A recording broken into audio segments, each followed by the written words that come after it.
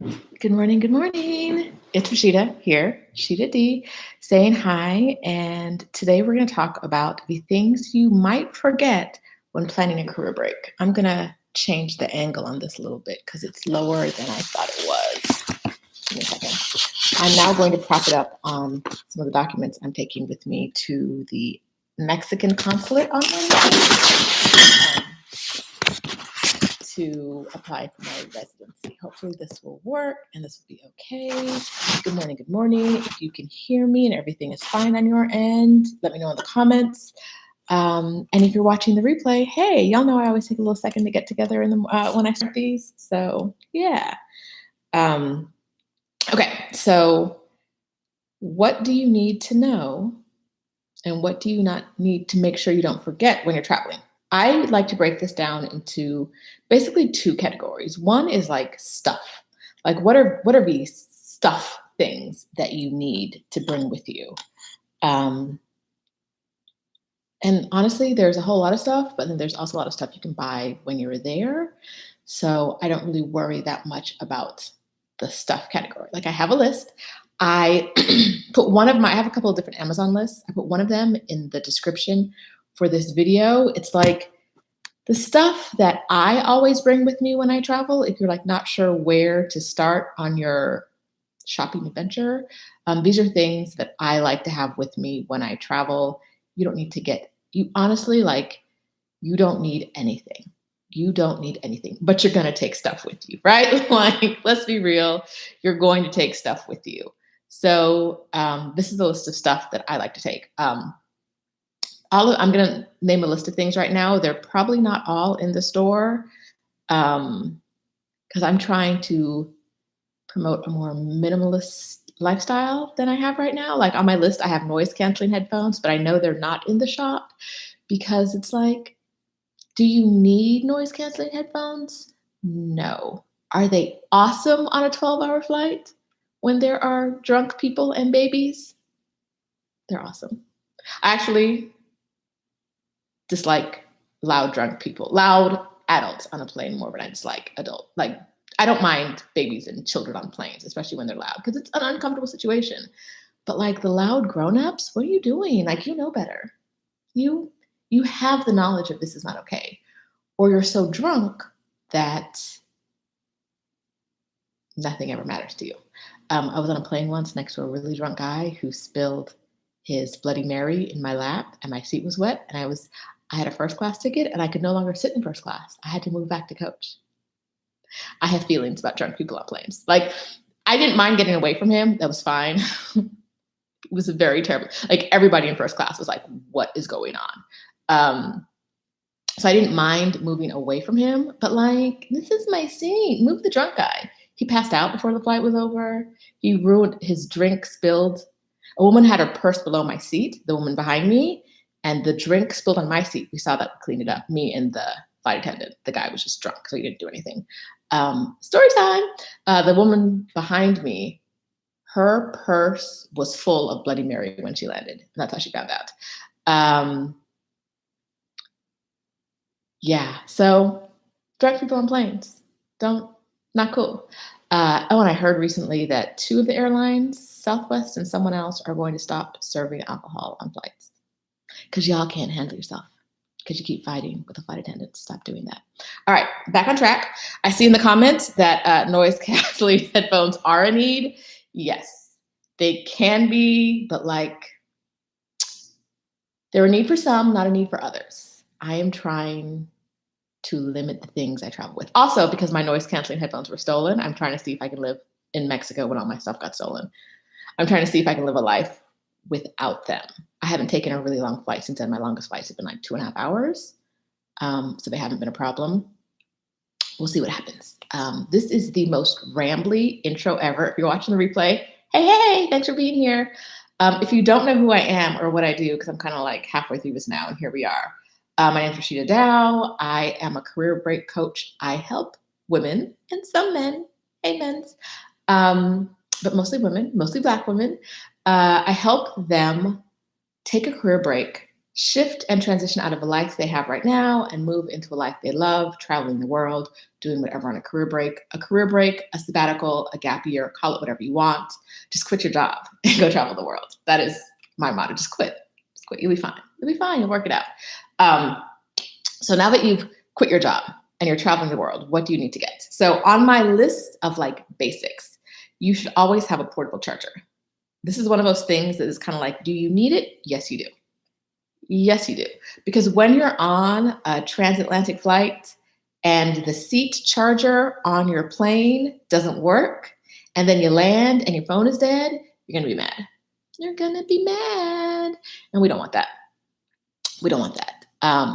You want your phone to always work when you travel. My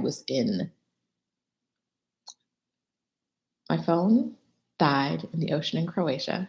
And then I went to one other country after that. Where did I go? The place with the bridges. What is the city with the bridges? Someone let me know. You can take a bus there. Take a bus from Croatia, from Split to there. It's got the bridges. It's got two sides of the city. They both have a separate name that they put together to be one name. Why can't I think of this? I'm looking at the comments like, anybody got me? Any of y'all? What is the name of that city? Does it start with a B? I don't remember. Anyway, I went, Budapest. Yes. Buda and Pest. Thank you. I went to Budapest and I did not have a working cell phone. You need a working cell phone.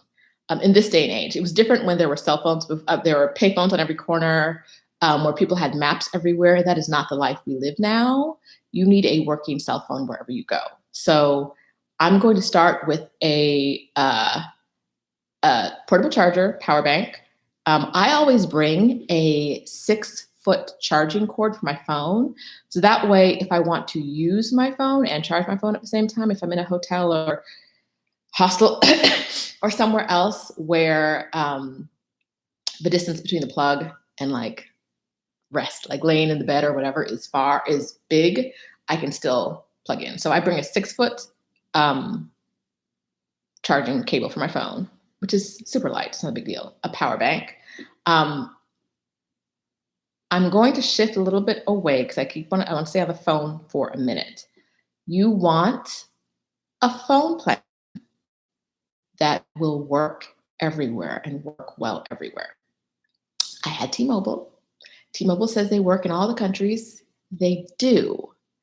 But if it takes 3 minutes to open a website, it's like, work, but you don't really work the way I want you to. Like, if I'm standing on a street corner trying to figure out how to get into the website and it times out because it's taking that long, you're not really doing what I want. And so that's T-Mobile's basic plan. You could upgrade, and it was like a $50 upgrade. So now my phone plan just to work in other countries. So you really can't to work faster and well. So like then my phone plan was like $130 a month. Why? And then Verizon, I think they're still like $10 a day for service outside of the USA and Canada, maybe Mexico. I don't know what they do in Mexico. So don't do that to yourself. And so you want to get a SIM card. You want to get a SIM card when you land, or you want to get something like Google Fi that you can use anywhere. Hold on. I have a Google Fi link. I'm going to drop, I can't find nothing. I'm going to drop my Google Fi link in the comments. This is either my link or Stephanie's. I don't know. It might be Stephanie's. But it's an affiliate link. So one of us, if you sign up using this link, will get a couple pennies to our pocket. If you don't know, Stephanie is my love and my business partner. Not like my love, but like, it's my girl. And Tisha says Verizon is $5 a day for Mexico. $5 a day just to use your own plan that you're using everywhere? Okay, so the Google Fi link is in, and I recently switched to Google Fi. The switching process was super easy, and I'm still figuring out their pricing. I'm not quite sure what's going on. I might use more data than the average person, so I'm looking at it like, what's happening here? But I'll report back and let you know how I like it. This is the most rambly around the world video ever, but y'all are with me. You're rocking with me. Let me hit the comments for a second. Stephanie, Hey, Seth. Says that she flew direct from Guadalajara to JFK with no in-seat charge and no portable charger. Had to sit in the airport to get some juice before I could leave the airport. Yes, that will happen to you. Travel with a light portable charger. There's a link to one that I really like in the description in that in the Amazon store. Love it. Don't go anywhere without it. Rose just bought a new power bank. Let's see.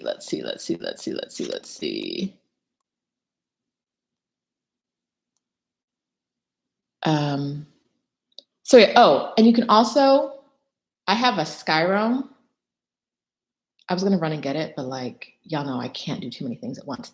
It's a little orange disc and you can get data with that. So if you land and you don't want to get a SIM card, you can use a portable data device. I don't know what they're called. And that's a really great way to get data as well.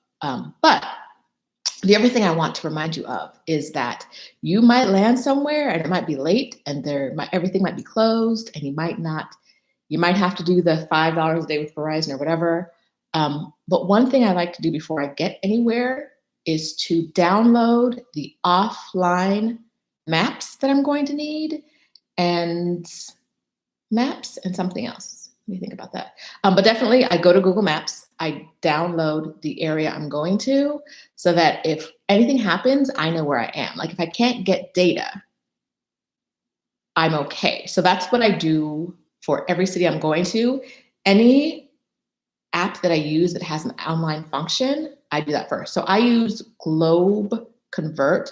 Let me see if I can show this to you real quick. It might be a little ugly looking at it on the camera because my computer camera does not love me. But okay, so I use Globe Convert. That's what I use. I'm always looking at Mexican currency, like how much does this cost? Last time I looked up something, it cost $893 US. I don't remember what it was, but I surely did not buy that thing. I don't remember what it was. But I know I saw the price and was like, is my math? Can I not divide by 20? What's going on here? Okay, so I open Globe Convert before I go to a new country because they give you the rates and all of the information. It converts a whole bunch of things. Currency, times, oh, no, we're not gonna see that. Okay, currency, time zones, acceleration, density, a whole bunch of stuff you don't need. Fuel consumption, I don't need to know liters, and I don't. Radiation dose, I hope I never need to know. Convert a radiation dose. I could see how it could be important, but I hope I don't need it. Temperatures, lots of things in here. But if it's something that is updatable, it gives you the information based on the last time you opened the app. So I open the app to make sure I have the most recent currency rates because currency is the one I use the most often. So download Google Maps. I download and open everything I can that I'm going to use on my travel to make sure it's updated and I have the information that I need. And I wish I had something like that when I was in Budapest. I just had a brick for a phone. So I was like, where am I going? I don't know. I can't take an Uber. I have to take a taxi. And these two taxi drivers are trying to fight each other. And I have to wait. There are only two taxi drivers here. So I'm waiting to see who wins. They weren't fighting over me. They were fighting over who got to work that booth. But like, it's 10 o'clock. I just want to get to my hotel. I cannot call an Uber to take me because my phone is a brick. And y'all out here about to like throw down. I don't. Anyway. So we talked about phone. Make sure you have all the data you need. I just saw WhatsApp in the WhatsApp mentioned in the comments. WhatsApp is really helpful internationally because I think it's the communication source in most countries. I hate WhatsApp because y'all be in these groups talking, not y'all, I know you wouldn't do this, but like some of these groups you haven't been in a while, it's got like 1,000 messages. My energy is not built for that. But yes, WhatsApp is a great one. Teresa and S. Hughes were talking about that. I've been back in the comments. Letitia's voice said, when you do the international SIM card, will you still have your own settings? I don't know. Like, I don't know what settings you're talking about. I have my own number. I was able to port over my number with Google Fi with their international SIM card. If you're talking about getting a SIM card somewhere else, yes. When I exchanged my US SIM card, before I lost my US SIM card, my US SIM card for a Mexican SIM card, and there's absolutely nothing different on my phone. Absolutely nothing. It's just like the data is coming from a different source, but the phone settings are exactly the same. Okay. Does switching SIM cards prevent you from getting texts from people using your regular phone number? Unless it's something like iPhone iMessage, yes, it does. But if you know me, I don't really text it. Like I'm not texting people like that anyway. So when no one had my number for like 4 months, I was like, oh, does not make a difference to my phone because nothing's really happening here. But yes, if you switch out your number, you have to give people your new number. That's one of the good things about Google Fi. I ported over my old number from T-Mobile, and I can use that same number everywhere I go. People will be able to text me in every country I go to, where Google Fi works, and it's the majority of the countries. You'll still be able to use my regular number, and I won't have to switch it out for an international SIM card. I'm sorry. Okay. All right. So we talked phone. A SIM card, if it works, a charger, a SIM card, or some kind of way to make sure that when you land, you'll have service or you'll have all the information you need. A charger so that it works. You don't want to be like Stephanie sitting in the airport charging up. I had to charge the other day before I got on the plane because my portable charger was dead. I was not on top of my game that day. Teresa says, so Google Fi replaces T-Mobile or AT&T, et cetera. It's not in addition to? Yes, it replaces it. I no longer have a T-Mobile plan. That is my understanding because I was like, transfer.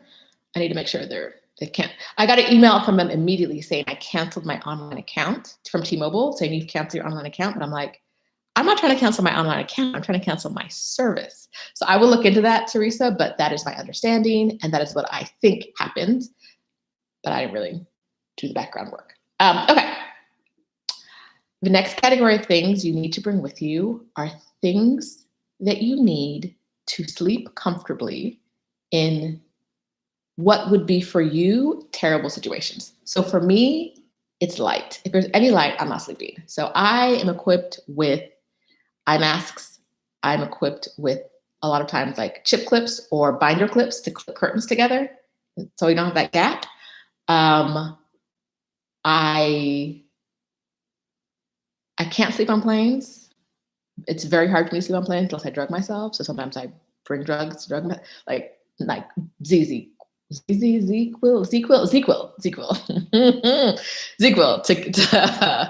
to drug myself so I can go to sleep. Because when you're shifting through these time zones, I never like stay awake and then sleep on that. I'm not doing that. It's just not going to happen. I'm just going to be really uncomfortable on this plane because I'm tired and I can't sleep.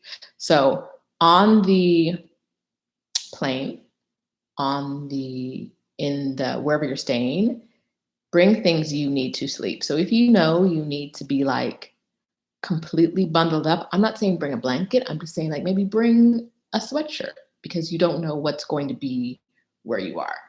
I like to pack in my carry-on bag at least 1 day's worth of clothes, like a full outfit change and basic travel size toiletries. So like I'm not bringing everything, but I'll bring like the stuff I need to make it to the next day. Like deodorant is always in my bag, a toothbrush, those things, so that if my luggage gets lost, and I traveled for a year and my luggage never got lost. It got delayed one time, 44 cities. It got delayed one time in Buenos Aires and it showed up later the same day.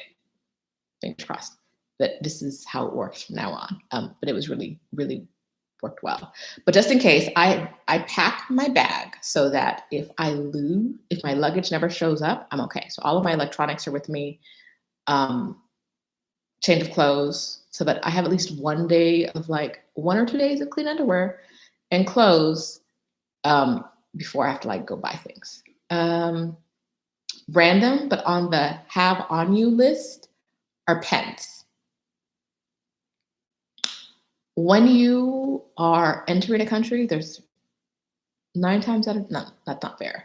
50% of the time, there's going to be a form you have to fill out. Let's say 50%. There's going to be some visa on arrival form that you need to like clickety-click, sign out, and it's not going to be electronic. Bring a pen so you don't have to borrow your neighbors or the flight attendants, because I think there's going to be a lot less pen lending in this pandemic era. So bring a pen so you don't have to do that. Comfy shoes. Always bring comfy shoes because you're going to walk more than you do at home. There's a very good chance that when you're on your career break, you're going to walk a lot more than you do at home, because if you're an American, we don't really have a walking culture like there is in a lot of other countries. So get ready for that. Okay. Can I fit a whole memory foam mattress topper in my carry-on? I wish. So afraid of being uncomfortable when I'm trying to sleep. Teresa, it gets easier after a while. Like sleeping in different, like the further you are away from your memory foam at home, the easier it is to fall asleep in strange places. I'm not going to say it's always easy, but it does get easier. Kev says he can't sleep on plane because I don't sleep next to strangers. Yes. Strangers, noise, light, humans at all.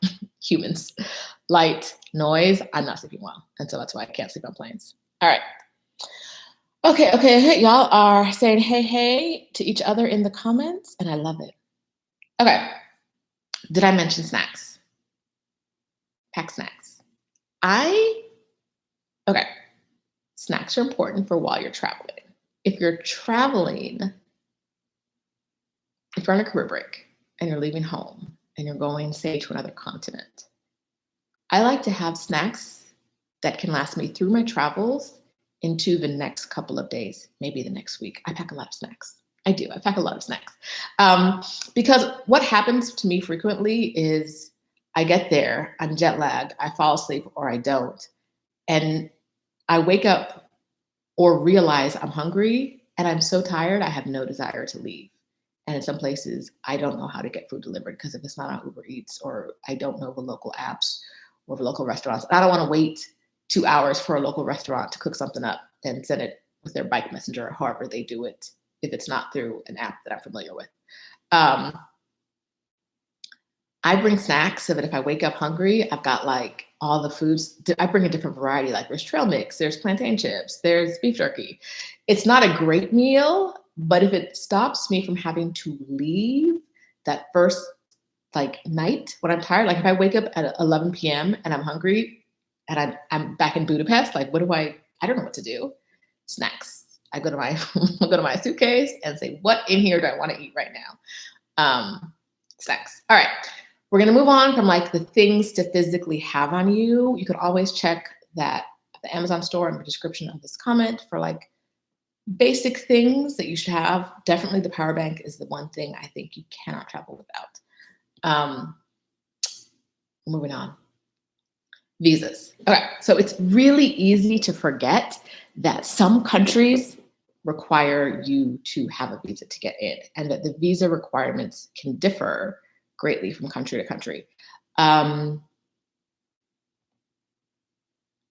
So as an American, we get visa on arrivals in a lot of countries.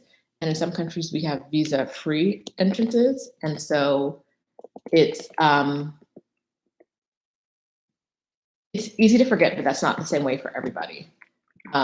But it's not. And it's not the same way for every country you go to. In a lot of countries, you're going to need to either apply for a visa in advance or you're going to need to get one there, like on arrival. So you have to do your Googles. You got to hit your Googles real quick and see what visa you need. Is it easy to get? How do you get it? Do you apply for it ahead of time? Do you need to send in your passport? Don't show up somewhere without a visa. Do not overstay your visa. Okay. Every visa you get, every time you enter a country, every single country in the world will tell you how long you get to be there. Or they may not tell you, but they have a rule about how long you get to be there. So when you're planning your break, do not plan to be somewhere for 3 months unless you've done the research and you know that you, because of your visa or because of some other application you've done, you get to be there for 3 months. Because if it's 30 days and you overstay, when you try to leave, it's going to be some drama. Now, it might be little drama, like pay us this money, But in some countries, pay us this money is little money. In some countries, it's big money. Or they may like technically deport you. Even if you're trying to leave because you've overstayed, they may deport you.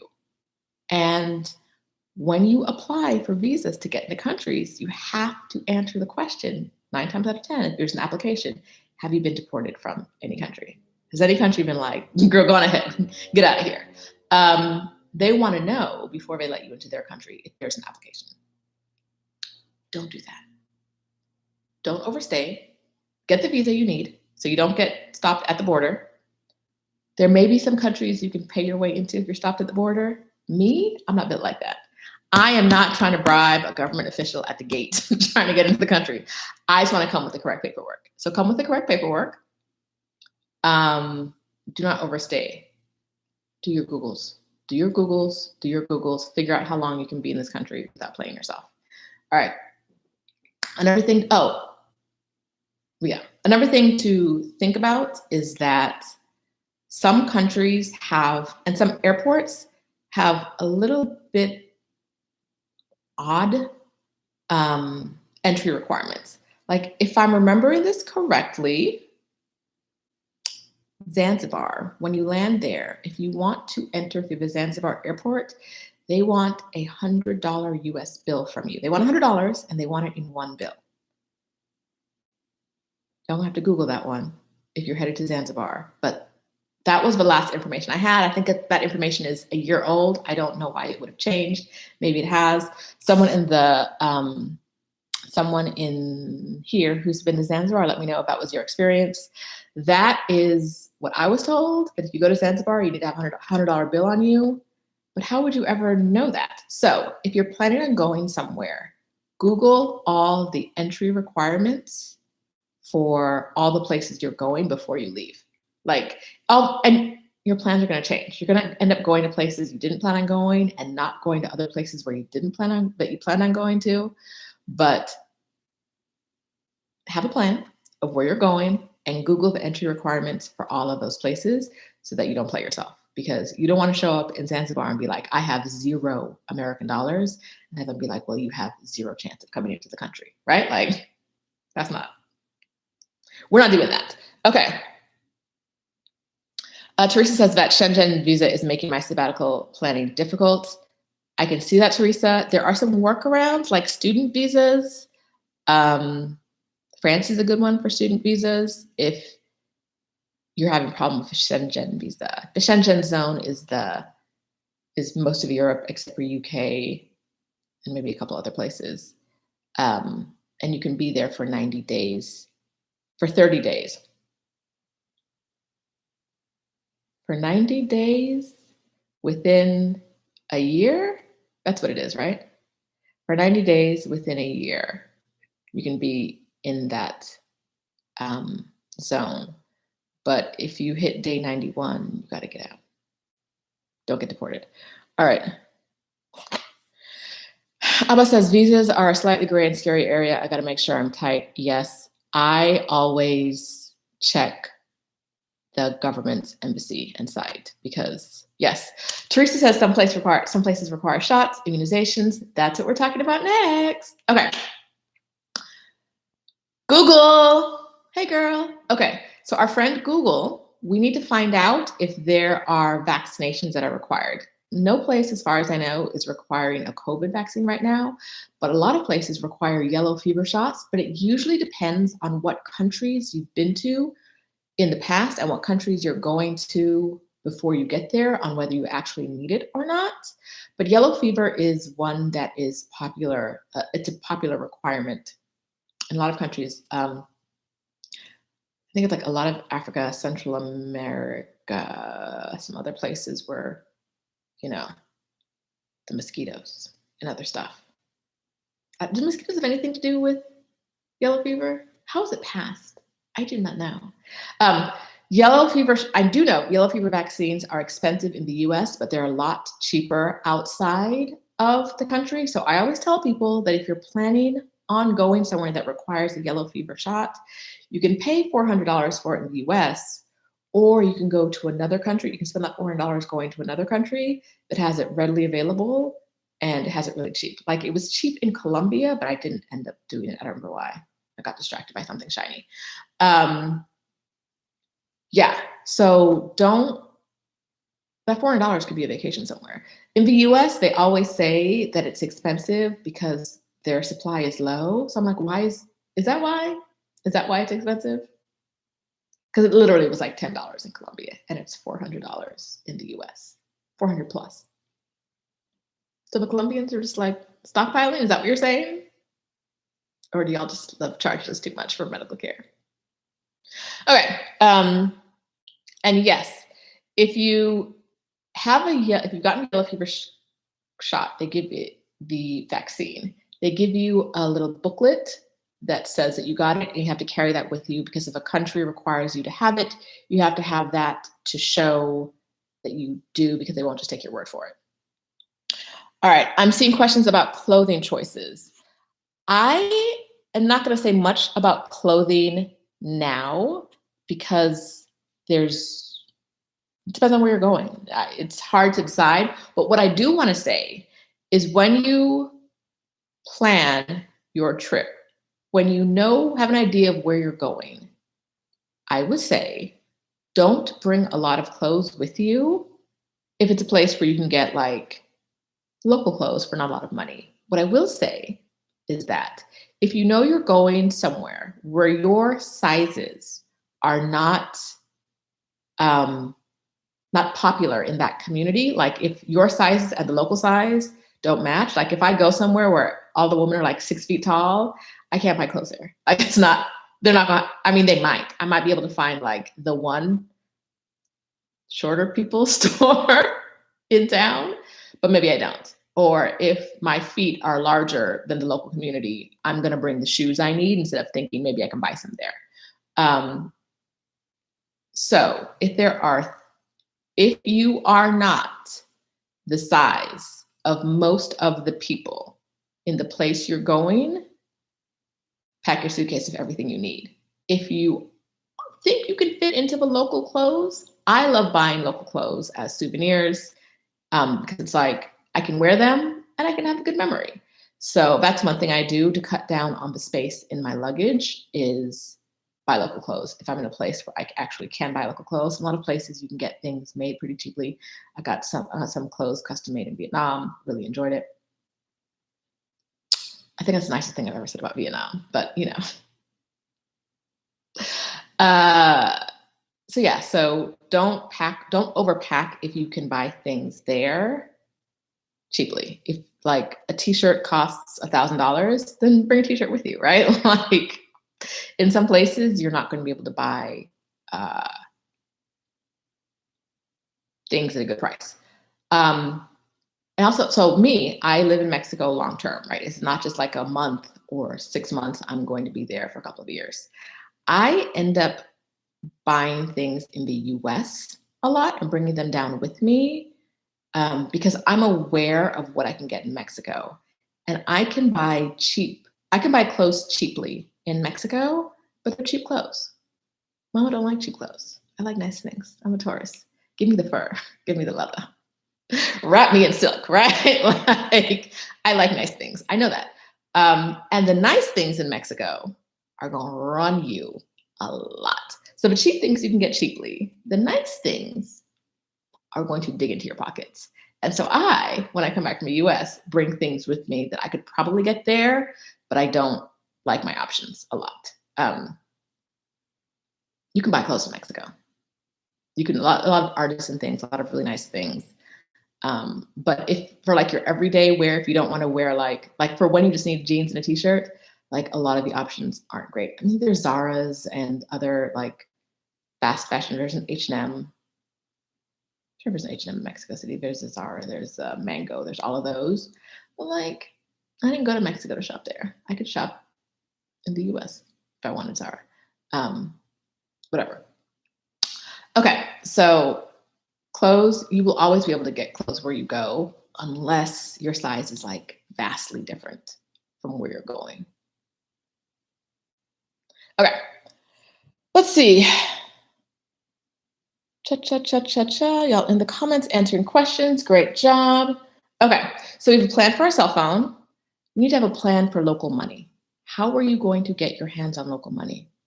Do not let that plan be exchanging US dollars in the airport because you're going to get ripped off, one. And two, most people, when they're taking a career break, they're not going to have enough cash on them to last them, US cash on them to last them the entire trip, or they can just exchange it. So I have a plan. My plan is I have a Charles Schwab account. Charles Schwab, um, they do not charge me any ATM fees, and they reimburse me for any ATM fees charged by other banks, ATM. So I don't pay any money to get money out of the ATM, which is nice. Especially if you're going around from country to country, because, it's a lot after a while. But I do get local currency everywhere I go. I usually get about $100 worth of local currency. And depending on where I am, 100 US dollars worth of local currency. So I use that Globe Convert app that I mentioned. I use that. I figure out what's $100 worth. I go to ATM and take out that amount. If I'm somewhere for 2 days, I might not spend all that money. But I can probably use it to pay off the hotel or whatever. Like whatever I'm staying, I can use that. If I'm not staying somewhere, if I've stayed somewhere like an Airbnb where I can't pay them in cash, I might take out less money. I take out $50. And if I need more, go back, because it doesn't matter how many times I go back, because Charles Schwab will reimburse me. I'll put a link. I don't think I have my link ready now. I'll put a link to a Charles Schwab link in the description. Charles Schwab, when you sign up through someone else's link, does not give someone, like, I don't get anything if you sign up through my Charles Schwab link, but you get something. So I always tell people, find someone with a Charles Schwab link and use that link to sign up. I think it's like, I don't know how much money, it's some kind of benefit you get. I think it's money in your account, but you get it if you sign up with someone else's link. They don't get anything. So I do not get anything for telling you that Charles Schwab is who I bank with abroad. I do not get anything if you use my sign-in link, but you do. And so whether it's my link or someone else's, definitely find someone with a link and sign up through that. Okay. SU says clothing in Vietnam, if you aren't getting them made, is a struggle. Yes. So what happened in Vietnam? Oh, my wallet got stolen. I've told the story 1,000 times. And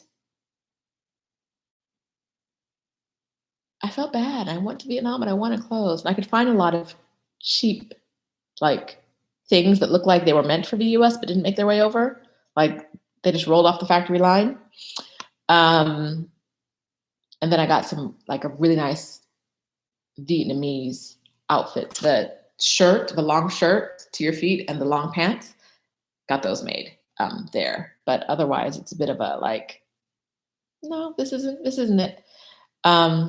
Is Amex accepted as often as Visa? No, it's not. I struggled with my Amex in Paris. I was at a gas station in Virginia this weekend and they wouldn't take my Amex. They were like, no, get out of here. And so, yes, bring multiple types of credit cards. If you have an Amex, bring a Visa. If you have a Discover, bring a MasterCard. Bring multiple types of credit cards if you have them. So you're not SOL.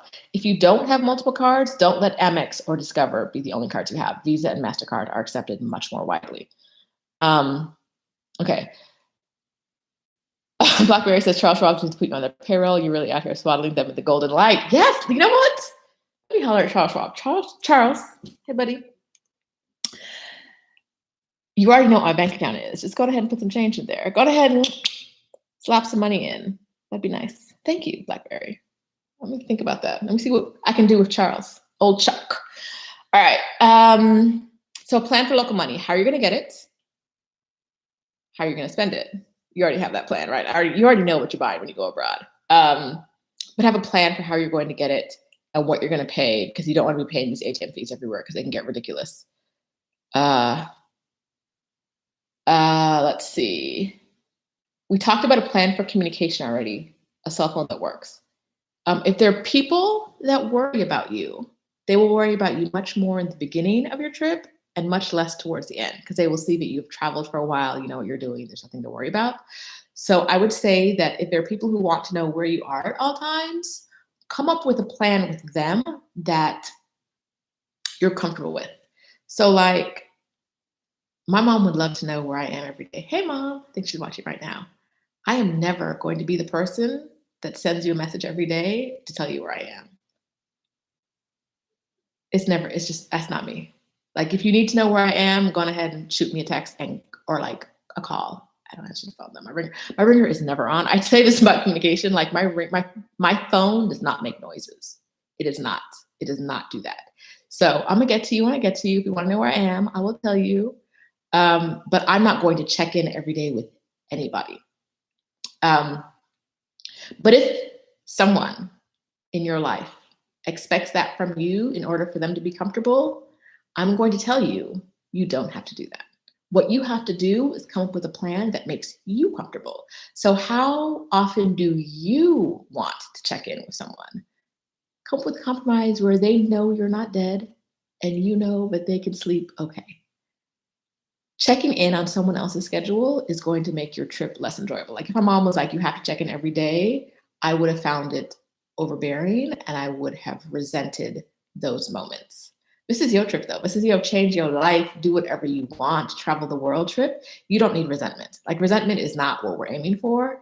So don't set up a schedule with someone that is going to make you feel bad when you have to do it. But like I said, in the very beginning, they're going to be like, oh, are you okay? Did you make it to the next city? Like 3 or 6 months into it, they're going to be like, oh yeah, I know you're okay. Like, I know you're fine because you've been fine traveling the world for 3 to 6 months. So all those fears I have now like simmered down a bit. You need their fears to simmer down. And they will. Abba says my children are stalkers, especially if I don't answer. They won't be. In the beginning, they will be. In the end, they're gonna be like, oh, she's okay. She's okay. But yeah, if I can't find my mom when I want to find my mom, I do stalk her. I'd be like, what could you possibly be doing that you can answer the phone when I call? What, ma'am, Miss Lady, what are you doing that when I call me, your favorite child, you don't answer the phone? Like what? Who? What? Anyway, Letitia says she posted a photo in her stories daily to help me chronicle my trip through those, so that worked for her. Yes, if the people who want you to check in are on social media, that's a great way to do it too. It's why I started my blog, I wanted to let people know where I was without talking to people daily. So I could be like, every few days, I just check it's on the blog. Want to know where I am? It's there. And then I did use social media for that too. So yeah.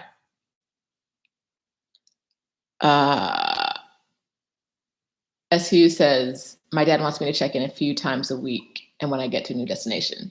If you're comfortable with that schedule, go for it. Me, I will definitely forget.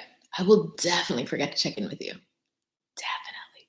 And so I make no promises at all. Okay. Meds. Medication. All right. Let's start with people with meds. You need a plan for meds. You need to figure out what you need and how you can get it. Story time. I have a condition that I never remember the name of it because it's not really that important. But when it's my time of the month, I pretty much like, I'm a zombie. It's terrible because it's like endometriosis, but the cells, those loose cells that aren't supposed to be there, but are there anyway, are in my uterine walls.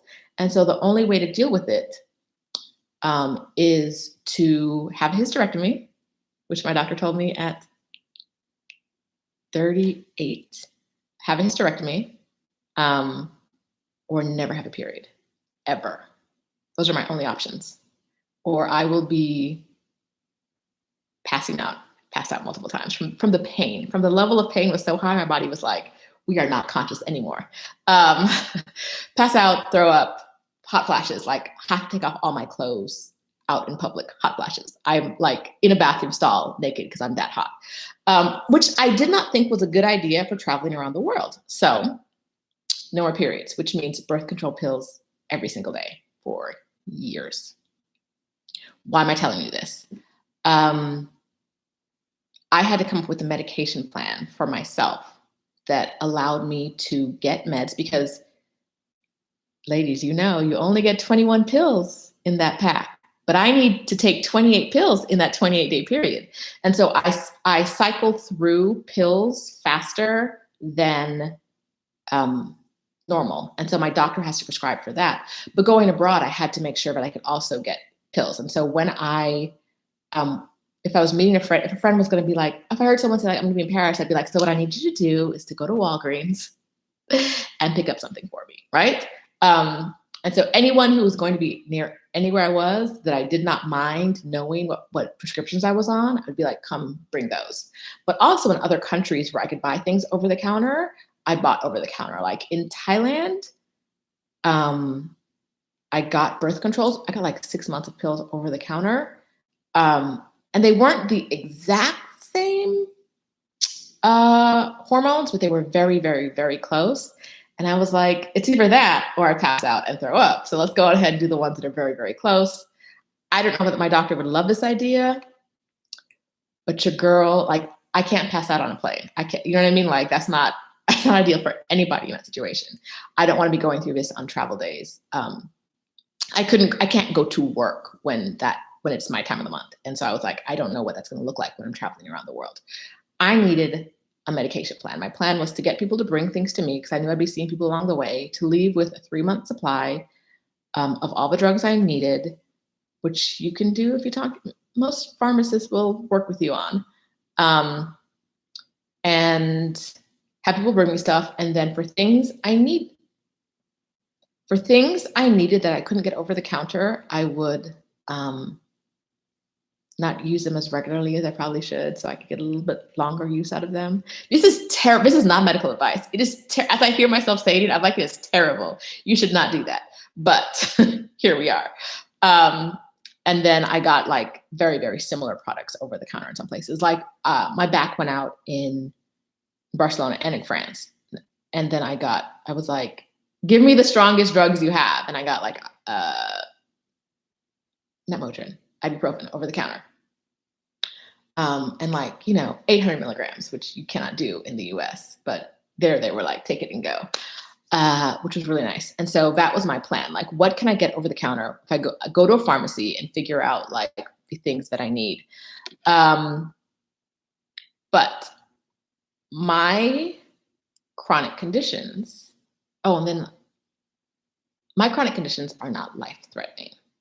If you have life-threatening chronic conditions or things you need medication for, you need to work with your doctor at home to come up with a plan for your career break and what that looks like and where you can get medicated, and do that research ahead of time to know what countries you can go to get the medications you need, the exact medications you need when you need them.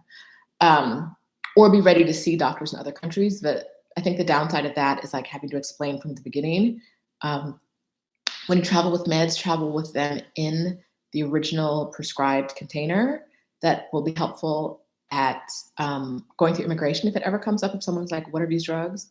That'll be helpful. And it'll also be helpful if you need to explain to another doctor what it is you have. Having them see what it is in front of them can be very helpful. The last on my list is a plan for medical care. So my most annoying chronic condition happens in my eyes. If I get stressed or if I binge watch a show for a week, I can't even binge watch. My eyes can flare and it's really bad. Like I can't look at any light source. Any kind of light feels like someone is stabbing me with like a handful of needles in my eye. And so that happened in Mexico. So one place that's happened, it's when I found out that I'm sensitive to corn because I was eating corn. I'd been in Mexico for 5 weeks eating corn at like every meal, like tortillas and, all the stuff. And my Airbnb host found me. I knew what kind of doctor I needed, right? I knew I needed a retinal specialist. She found me a retinal specialist. They saw my eye and they were like, oh, girl, we know what that is, right? And then he gave me an injection in the pink part there. This is all on the YouTube channel if you ever need to know. It's called iritis, or ulcerative scleritis is what I have. And it hasn't flared since. There are other things I could do to make sure, like if it does flare, it's not bad. And so I do those things. I was really lucky in Mexico to find a doctor who could, like a specialist, because I knew what I needed. That's, if you have a chronic condition, you know what you need. And so you need to take control of your medical care. I went to him. I was like, look at this. He was like, yes, a shot in the eye. And I've gotten that shot in the eye before once. It just keeps the medicine there, so I don't have to do eye drops all the time. And then I bandaged my eye and I went about my day. Moved into a new Airbnb. Good times. Knowing what you need for medical care for your chronic conditions is really helpful. So have a plan and then know that emergencies will come up and that you're going to need to find people. So if you're going to spend, if you know on your career break that you have, we'll say eye issues, right? We'll stick with the eye. I know I need a retinal specialist. In Mexico, I need to find one. But if I'm going to be in, I'm going to be in Mexico long term, I need to find one. I might never talk to them. I might never use one. But if I know that I can go blind if I don't get it taken care of quickly, I need to have it in my back pocket. So if you have any chronic conditions as well, find someone who you can see if something happens, if something flares, if something goes wrong. Find a person in advance. So you're not finding them while you're having this medical crisis. Find them in advance, keep them in your back pocket. If you're going to be in Chiang Mai, because I love Chiang Mai, if you're going to be in Chiang Mai for 2 months, find the person in advance, have their information, know how to find them, know how far it is from where you're staying to where their office is, if that's the kind of thing that matters with whatever your condition is. So you need a medical plan for all the things that come up. Could you describe any dental maintenance you've had during your travels? I just had my teeth cleaned and x-rays to make sure everything was fine in Thailand. And I think it cost me like $30, I think. So they don't take insurance, of course, not American insurance. But I think it cost me like $30. And I was like, that's fine. I haven't had my teeth cleaned in a year. I haven't seen a dentist. Go ahead and clickety-clack and do all your machines. That's all I've done. But I think in most places, dental care is going to be significantly cheaper than it is in the US. Not every place, but definitely. Kev says his medication is actually cheaper and over the counter in Mexico, so he's looking forward to it. Yeah.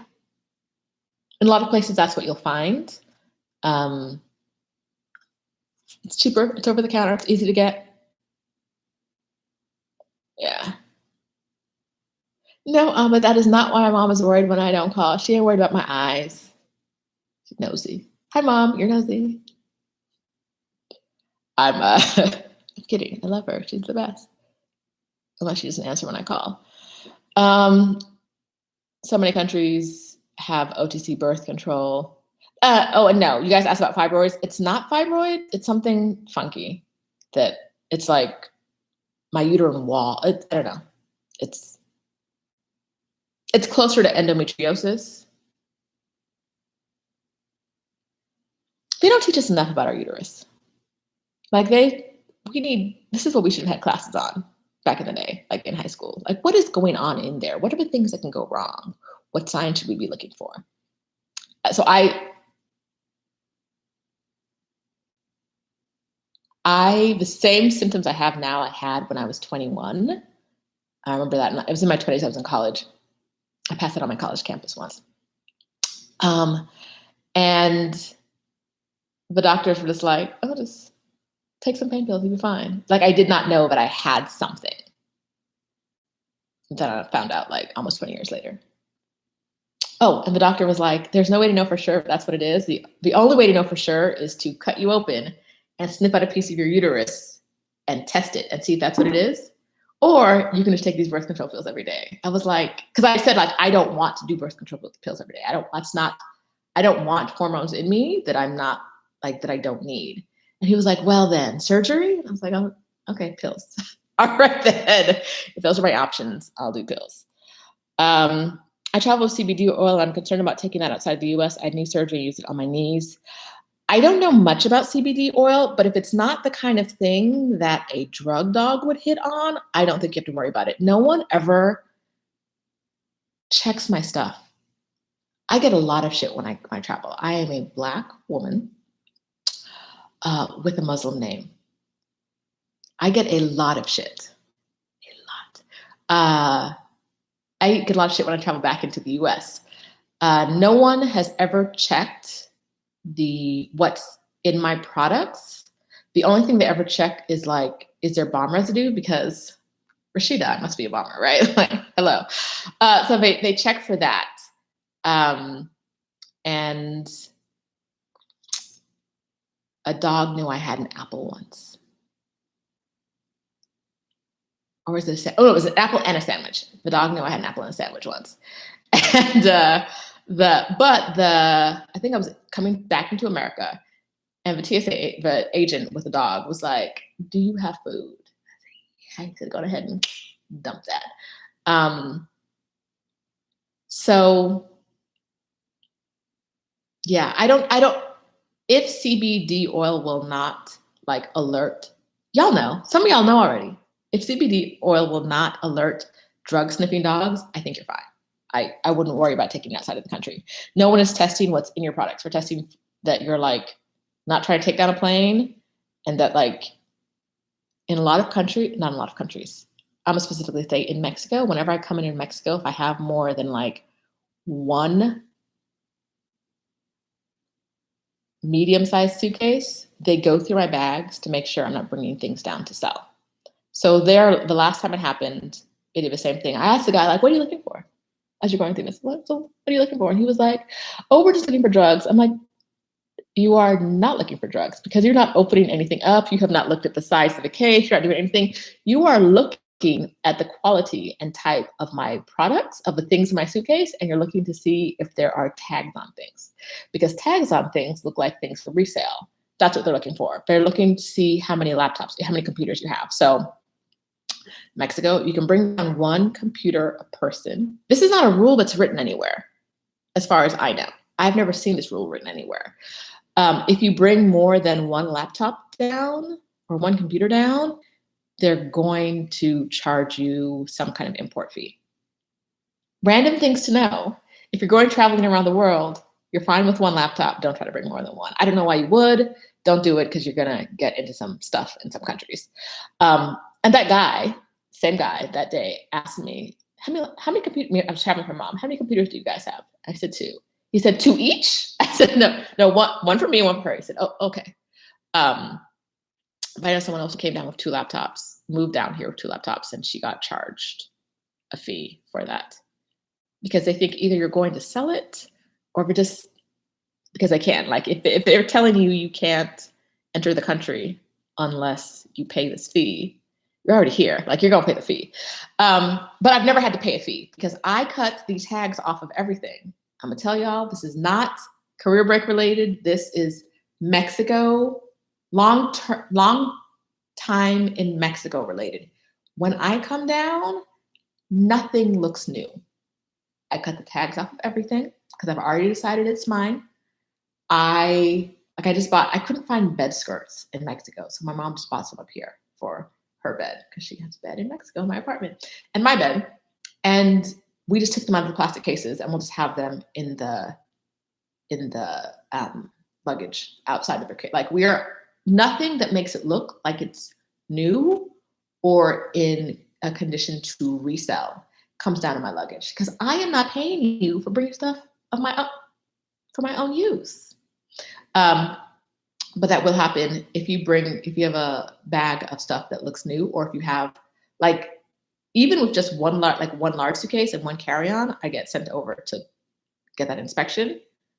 I have noticed that people who look local don't get inspected as much. in the Mexico City airport. I get inspected almost every single time, unless I just have a very small carry-on. They go through and ask you about how many laptops you have and say they're looking for drugs. They're not looking for drugs. Anyway, we were talking about CBD oil. I hope someone had that info in your, let's see. So Rose, I do a laptop and a tablet, and it's fine. You can do a laptop and a tablet. If you do 2 laptops, in Mexico, if they know, they're going to charge you. In other countries, I don't know. It's very rare that my stuff gets searched, but I travel down to Mexico. The difference is I travel down to Mexico with more stuff because I live there than I do when I was traveling around the world. So when I was traveling around the world, it was like one big suitcase and one like small carry-on suitcase. I don't remember anybody searching my stuff, except for like when I was trying to leave Israel, which is terrible. Except for trying to leave there.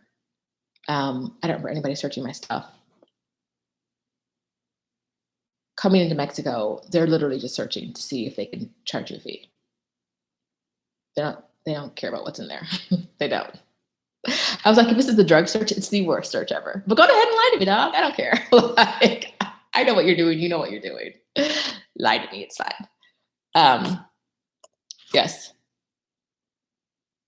When I came to Mexico from Cuba, they were very interested in the number of bottles of rum I had in my bag. I can see now how they thought I might be planning to resell. Yes. That's exactly what they thought. They thought you were going to resell, and if they're looking for an opportunity to tax you for that. Yeah. There were several bottles. Yes. So when I came up from Cuba, the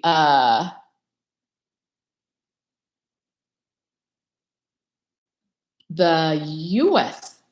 immigration guy was interested in how many bottles I had. They were all in my arms. I was carrying like 2 little things. And he was like, are you past the limit? And I was like, I don't know what the limit is. What's the limit? 12 bottles. Do you think I'm carrying 12 bottles of rum in my dog? No.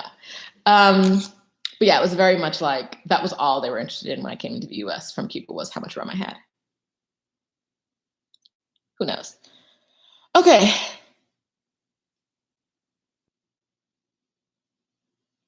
Saran says her first name not listed here is Muslim, last name ambiguous, ethnic, so I get stopped for everything. Yes.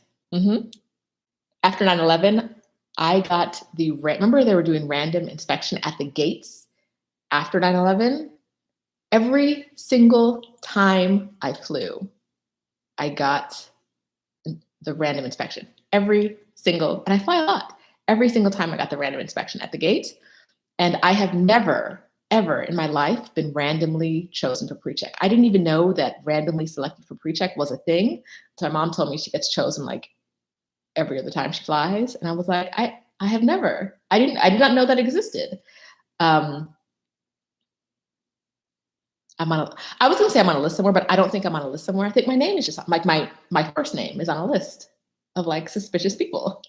I don't think I'm not on a no-fly list, of course, but like I'm on the list of people you can't trust because I was given this name. Thanks, Mom. I tell her all the time. She'll say things like, why is it so hard for you to blah? And I'm like, because you named me this. So yes, that's why I get shit in every airport. Okay, let's see. Teresa says, as soon as you think you have it figured out, bam, perimenopause hit nonsense hits. We're not going to talk about this today. No. I am not ready. Blackberry says she didn't think to check Mexico's limitations, just the US. Yes. Letitia says, I was with a girlfriend once and she never flies. I fly all the time. She was randomly chosen for pre-check. Yeah. When I heard it, I was like, what do you mean you get randomly chosen? Anyway. Okay. So that is my list of things you can't forget. It's mostly, there's a list of things to carry. Check the Amazon list for that. If you're watching the replay, hey y'all, you made it this far. Check the Amazon link for things you can't forget. Mostly the charger is like the one thing I will tell you, do not leave home without. If you buy through the Amazon link, it does not cost you any more, and it puts like 3 cents in my pocket. Thank you kindly. I love pennies. Nickels are even better. So that's that stuff. On the list of things that you should remember in advance, visas, vaccinations, a way to communicate with home and a communication plan with home. Googling your destination to figure out if there are entry requirements that are non-standard, like having a $100 bill. You need to plan for local money. I recommend Charles Schwab. Their ATM card has never failed me. A plan for communication. So what's your phone doing? What's going on with that? And a plan for medication and medical care. So that's 9 things. Those are the things I recommend you do. All right. I'm here a little longer for questions. If you haven't subscribed, come through. Clickety click, click, click, click, click. I love talking about career breaks. I try to go live every Sunday, which y'all know doesn't always happen. So happy to answer any career break questions you have. Happy to answer questions about living in Mexico. I'm going to the consulate next week. I'm on Wednesday to apply for my visa. Last time I was live, I said I wanted to apply for a permanent visa, but I wasn't sure if it would happen. I'm going to make a separate video about this, but it looks like I'll be applying for a temporary visa because Miami plays games. The Miami consulate is out here Jenga-ing through my life. They're like, Uno, take 5. Like it's just games. They are playing games. And so I won't be eligible, even though I'm eligible by Mexico law to get a permanent residency visa. I am not eligible by what the Miami consulate does in practice.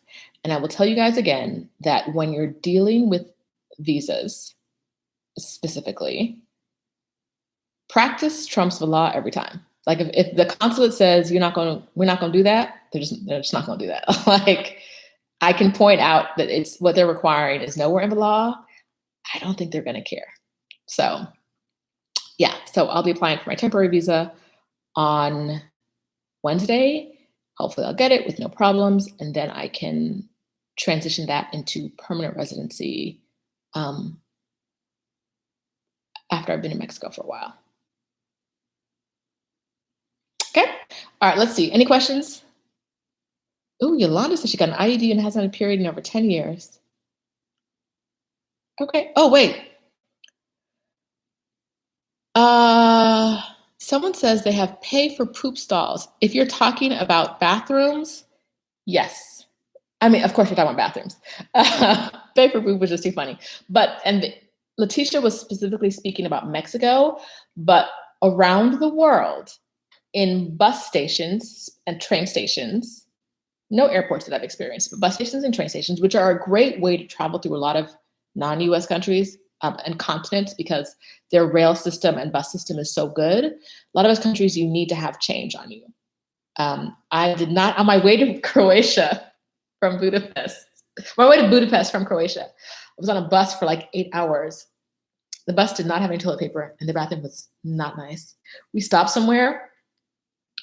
We were outside of Croatia, so I no longer had the local money anymore. And it was a pay to poop stall. And so I couldn't get in. I don't remember what I did. I think I held it for like 17 hours. I don't know what it was. It was like 8 hours. But I don't remember what I did there. But yeah, I was like, when you've been on a bus this long, especially without a phone, I don't know where in the world I am, right? Don't know where in the world I am. I don't have a working phone to figure out how to translate. Oh, the translation app. Duh, that was the other thing. Download Google Maps and download the language you are going to need to know when you get there.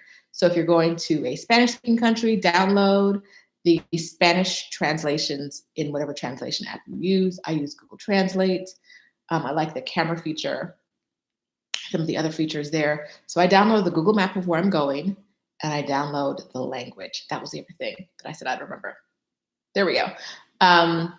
Yeah, so I didn't have Google Translate. I didn't know what country I was in. I knew I wasn't in Croatia anymore.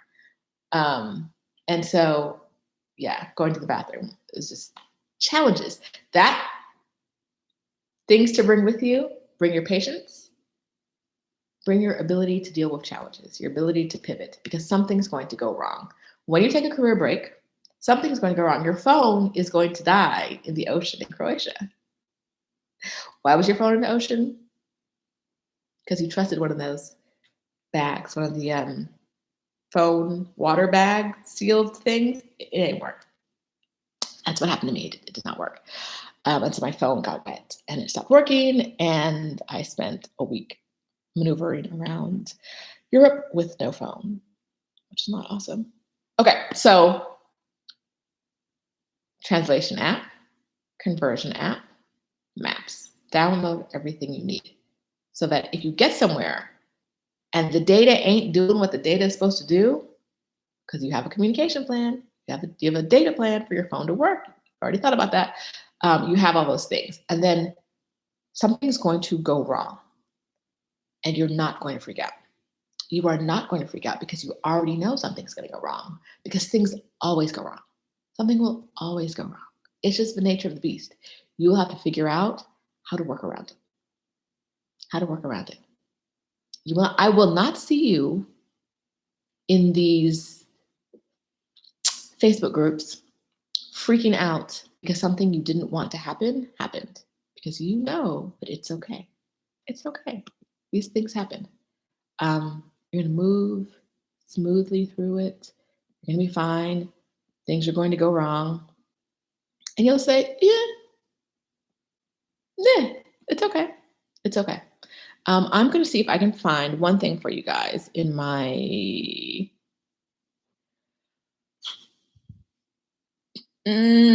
links. I want to share. Oh, let me share this. If you want to talk to me more about moving to Mexico, about taking a career break, here's a link to the Ask Me Anything session. You can schedule time with me, an hour, to ask me anything you want about traveling the world, about coming up with a plan, about figuring out if you're ready, what you need to do to get ready, what the next steps are in your planning. If you want to talk about moving to Mexico, getting residency, any of those things, happy to talk about those things. I was looking for something else.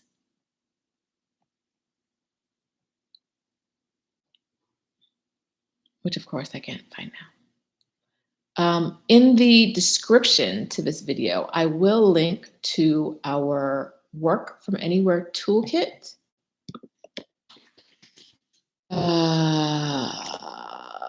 And that'll give you a lot of hints about other stuff that you can take with you. Boom, here it is. Let's see. I think this is going to be it. Work from Anywhere. If you don't already have the Work from Anywhere Toolkit, it has a lot of links that'll be helpful for you as you try to figure out how to move about the world. There might be typos in this next comment because I'm doing too much.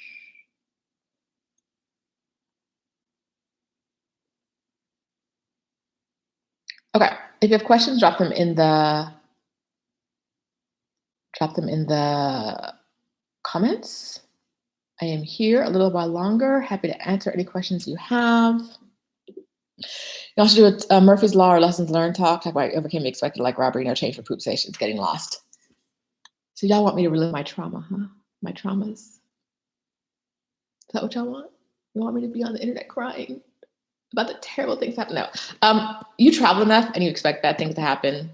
Good things happen, like great things happen when you're traveling, and then bad things like getting robbed in Vietnam happen. I can never just say getting robbed. It's always getting robbed in Vietnam. In Vietnam.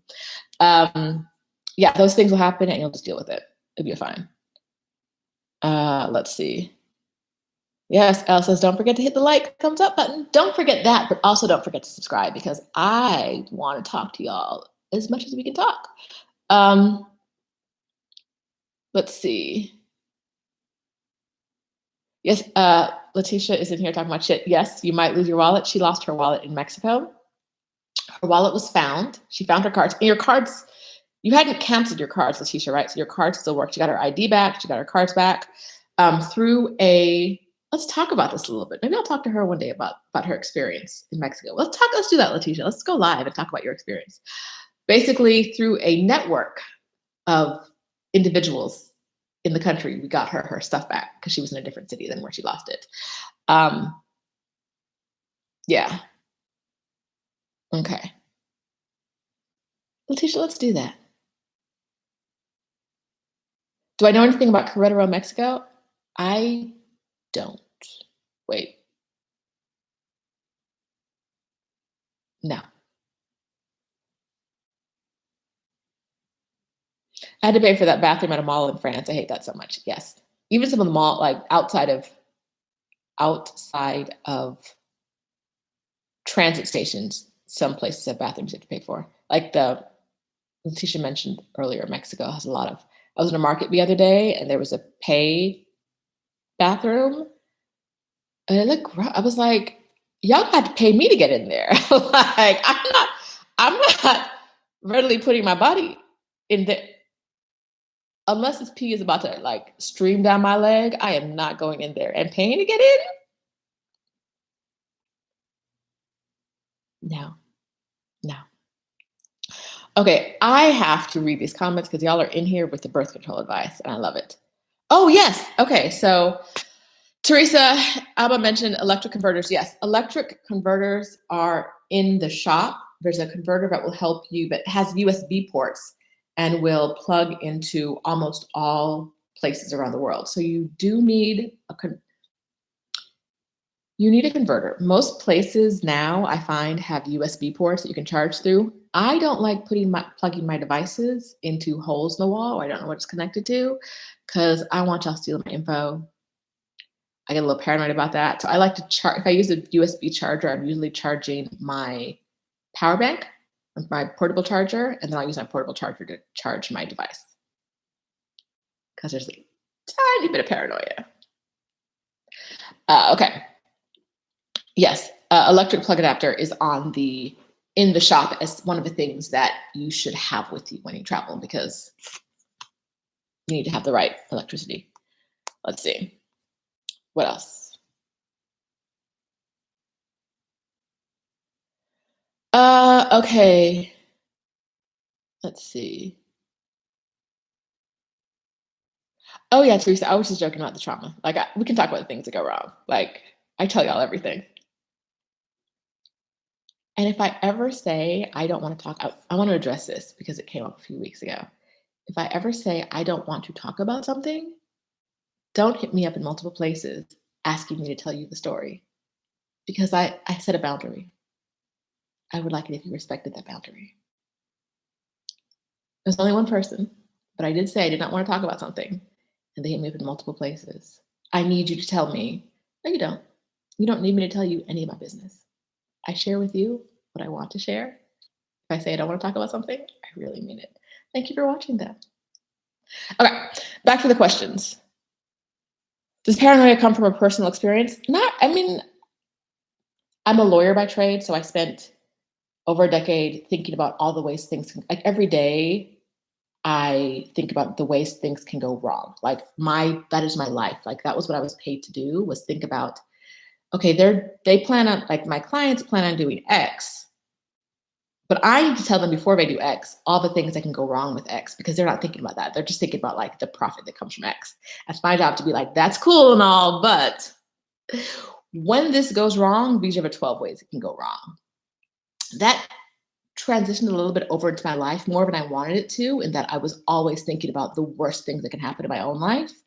And so the paranoia, I think, is a little remnant of that, because, and then some of it is just like being aware of what can happen. Like I have seen reports of people, of like nefarious actors, getting people's info from those USB charging things. Like they'll install their own in like the airport and other places, and then get the info from your phone.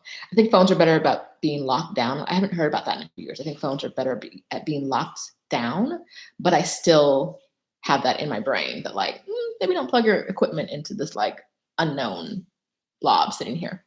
Okay. Let's see. Let's see. Um, One of my favorite neighborhoods I've lived in so far, Roma Norte, without a doubt.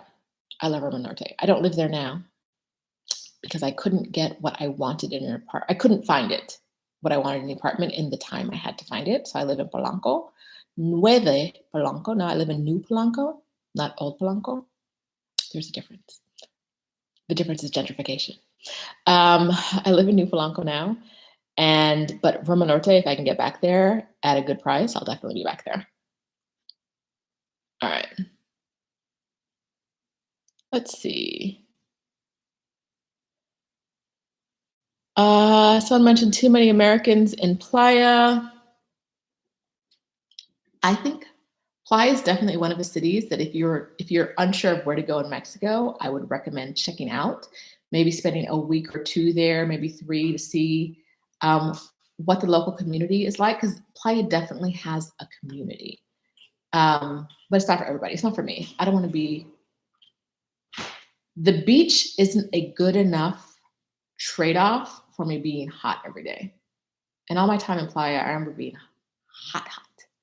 Um, and so it's not for me. Like it's too hot. That's why I don't even want to visit Merida. Like, what's the temperature? And y'all don't even have a beach? It's not for me. Know yourself. You'll find out what's right for you. But Playa has a really well-connected Black expat community. So if that's something that's important to you, I would recommend checking it out, even with all the Americans. I know what you're saying. All right. Elle says, I previously worked in property and casualty insurance, and I sometimes think about the cons too. Yeah, if that's what you do for a living, it's really easy to fall into that, like, this is what happens if everything goes right. But if everything doesn't go right, there are going to be some fallout from that. And so it's definitely. Letitia says 104, and I think she's saying that's the temperature in Merida today, and it's a big no thank you from me. Um,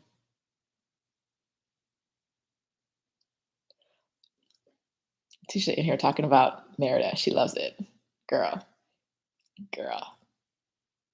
The beach is 35 to 45 minutes away, and it's 104 degrees.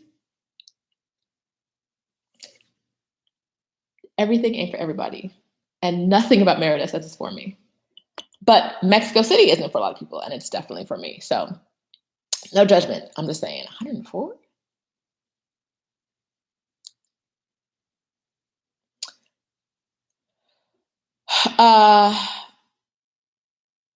Waffle Cat Studio Web Design. If you haven't been over to, wait, let me see something real quick. Let me see if I can do this. Do you have videos up, Miss Waffle Cat? I can't remember. But you should go to her website because she makes beautiful. So if you don't know, I'm not going to type a link because I guarantee I'll type it wrong.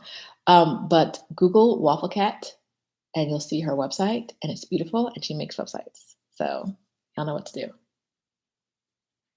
Okay, do you still have a place in Mexico while you're in the States? I'm going to be here for a month, and yes, a full month, 30 days, but not like month to month. It's like June 11th or May 11th to June 11th to get vaccinated. And I am paying rent while I'm here for a month, and I'm very unhappy about that. But these are the things that happen. Like I'm choosing to be in the US for a month. I could have gone up and flown back down and then gone up for a second shot, flown back down. But I had other stuff to do up here anyway. I got to see my family. I got to see my godkids.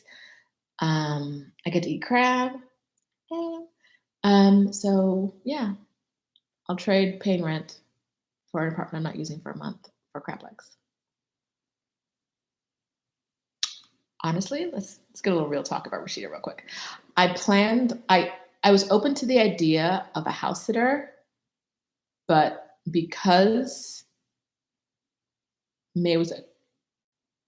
April and May were crazy months for me, I didn't have time to like sit down and do all the research I needed to do to figure out how to get it done properly. And I wasn't comfortable just kind of opening up to like anyone I'm in. I say anyone on the internet, but y'all already know I mean within Exodus Summit. Like I wasn't comfortable just saying like who wants a place to stay without like having some kind of backup, because while you are all lovely and wonderful person, people, it only takes like one crazy to have your landlord like kick you out, right? Like, and I don't know who the crazy is going to be. So I didn't sign up for house sitting, and no one's in there now, and I am paying rent. Waffle Cat Studio. Go ahead and check them out. Kev says, who the hell gave a thumbs down? There's always someone who will slide through, click on it for like, there are people who YouTube will recommend this to, and they will see a Black woman talking, and that is an automatic thumbs down because Black women should not be saying anything on the internet. And there are people who just don't see it from me. That's fine. Like, it's fine if you don't see it from me. Like, if you're like, I don't like her, I don't like what she's talking about. One woman the other day told me she had to give my video a thumbs down because I did not write. I don't type on the screen what I'm talking about, like in a pre-recorded video. And because I didn't like write on the screen what the different topics were, she had to give me a thumbs down. I don't give a single fuck. Like, I was like, okay. Like, I'm just not gonna, y'all, I am not making these like hugely produced. I'm not in post production doing 1,000 things. There's not going to be like graphics and shit. You're getting what you're getting. If you don't like it, you can always clickety clack away. You paid no money to watch this video. You don't have to give it a thumbs down. You could just move on with your life. But some people are like that. They have to tell you how they feel. They give you the thumbs down, and then they write you a comment telling you why they gave you a thumbs down. Because you're supposed to care. I don't. I literally don't. I make this, my channel is for the people who want it and who I want to support you if you want this content. If you don't want this content, go ahead and don't watch it. Like, I have never forced anyone to watch any of these videos. So saying that to say, like, there will always be thumbs down. There will always be people in the comment who, if you talk about, like I talked about the Black community in Playa. Someone will find that racist, and they will tell me in the comments that they found it racist, and I will delete the comment and I will block them so they no longer have to watch any of my videos, and we'll live better lives. Like, just mentioning that I support Black women is enough for people to be in the comments telling me crazy shit. Why does it matter that you're Black? If you don't know, this isn't for you. Like, this just isn't the channel for you. Like, if you don't know why it would matter to moving and traveling in spaces abroad, like my ethnicity, my identity, you don't understand why that matters, then I'm not making content for you. And you really could just move along. Instead, you tell me I'm racist. Instead, you tell me I'm ridiculous. Instead, you tell me there's no racism in Mexico. And you give me a thumbs down. It's fine. It's fine. I don't care. I truly don't. I'm here for y'all. I don't care about those other people. All right. Okay. Let's see. Any new comments?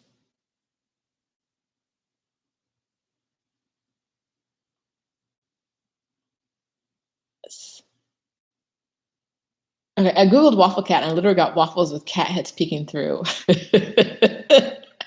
I guess that's why she said Google waffle cat studio instead of just waffle cat, because I did not know waffle cat would give you waffles with a cat head.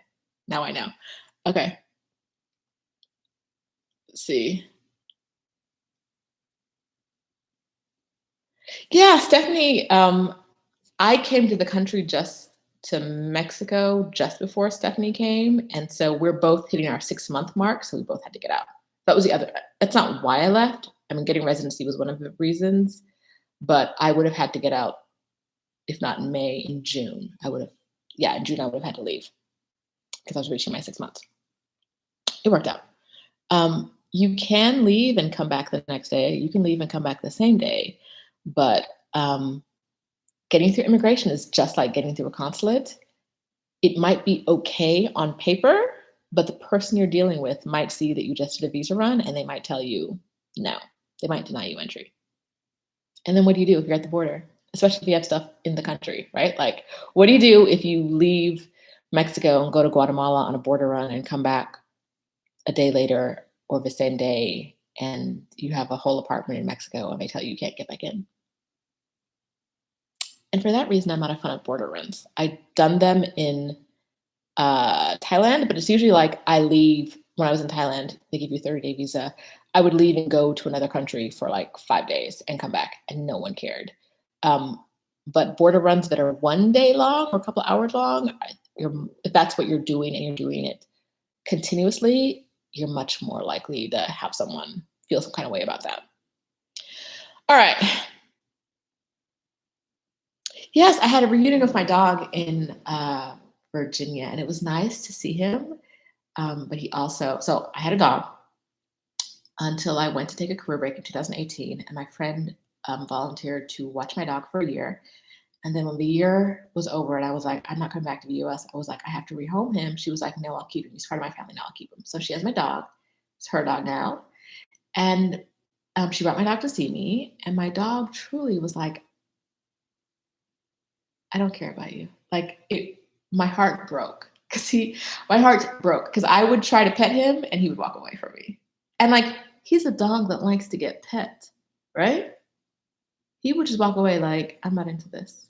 And I'm like, are you mad at me? Do you not? I feel like I'm getting the vibe that you remember me, you just don't care. Or you remember me and you're holding on some doggy grudge. Can dogs hold grudges? Because I was like, there's absolutely no love. Zero love. There was zero love for my dog for me. So it was nice to see him. He's very old. He's 15 years old now. So some of this could be doggy dementia. I don't know. But he had would not come to me unless I had food in my hand. Other than that, he ignored me as much as possible. So my feelings are hurt, but I'm a big girl and I can deal with hurt feelings and I'll be okay. But it was nice to see him. Yeah. Yes, girl, a doggy grudge. All right. Are there any more questions? If not, we can sign off now and then I'll be back next week. So if you have a question, you can shoot it to me in the comments for this, or I will make a post you can do it on. GH Enrique says, I'm interested in permanent residency in many places. I am too, but Mexico's my first stop. Oh, okay. So Blackberry, I didn't see your question, so thank you for reposting. Do you take public transportation in Mexico? What is the aftermath of a train crash? I don't know about the aftermath of a train crash because honestly, I don't take public transportation a lot. I take Ubers because most of the Ubers are under $2. And so my mom came to show me the question. I'm answering the question now. Oh. She didn't want me to miss that question, so she just brought it over. She's watching. She's a good assistant. I take Ubers because most places I can get to in $2. And with the pandemic, I didn't feel like a lot of times the trains can be like squished and the buses can be a little squished. I didn't want to be breathing on people and have them breathing on me because the rollout of the vaccine is not going very well down there, not as well as they projected in the beginning. So, and they had very high COVID numbers for a long time. So I really wasn't, there was a long time where if I could not walk there, I would say like January, February into March, if I could not walk there, I did not go. I wasn't going anywhere. I wasn't getting an Uber. I wasn't getting in a bus. Adelia recently rode a couple buses and she had a good experience. They weren't full. I took the train for the first time the week of a subway accident. Like 3 days before was the first time I took the subway. It was when I was doing a food tour and that was how we got around. I would probably still take the subway. The problem is that the problem for me is that there are no stations close to me. So I would either have to take a bus to get to the train or take an Uber to get to the train, which I'm just not going to do that. I'm just not. Now it's really cheap. It's like 5 cents for the bus and maybe 20 cents. That's less than 20 cents. Maybe like 10 cents for a train. I don't remember what it is because like I said, I only wrote it once. someone else in some other Mexico video has a lot more information on public transportation, so don't rely on this at all. But if I lived near a station, I would take it. I think that every system can have accidents. Because they had one does not mean that they're going to have another. I wouldn't take it all the time, but I would still do it occasionally. But I think the closest station is over a mile away, which, is walkable. But if a Uber is less than $2 to where I'm going, do I want to walk for 20 minutes to get there and then take the train and then walk again? Or do I want to just hop in an Uber and go? But that being said, drivers and traffic in Mexico City are both insane. So I don't go anywhere if I think there's going to be traffic. Like I'll be meeting in Delhi for dinner. I'm like, let's plan this around rush hour. We don't want to do this. Let's make this work. Okay. All right.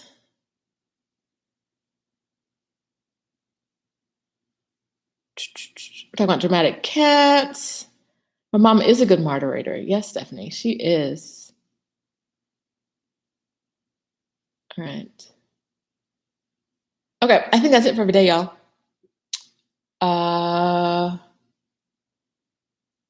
How bad are mosquitoes in CDMX? I'm bite prone. I am too. I've only been bitten there like twice in the last 6 months that I've lived there in Mexico City.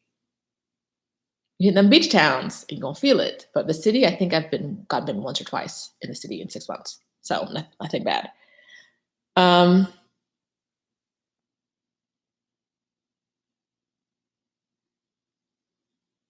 Yes, Stephanie mentioned, Teresa's question is, anyone in the ATL area know someone interested in adopting a couple of adorable sweet Cocker Spaniels? Let me know. We're gonna have to talk about this separately one day, like what it's like to give up your pets to do what you want to do. Because people, got pandemic pets and then they've been giving back their puppies and doing everything.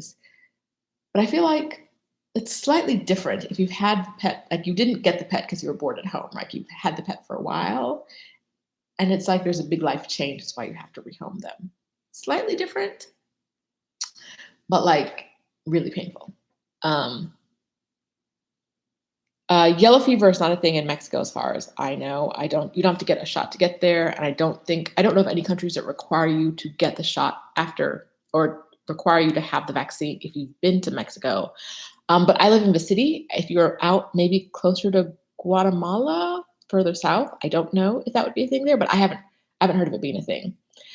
But Google's. I'm gonna tell y'all all the time. I know some things. I don't know everything. So me and my good friend Google are at it every day.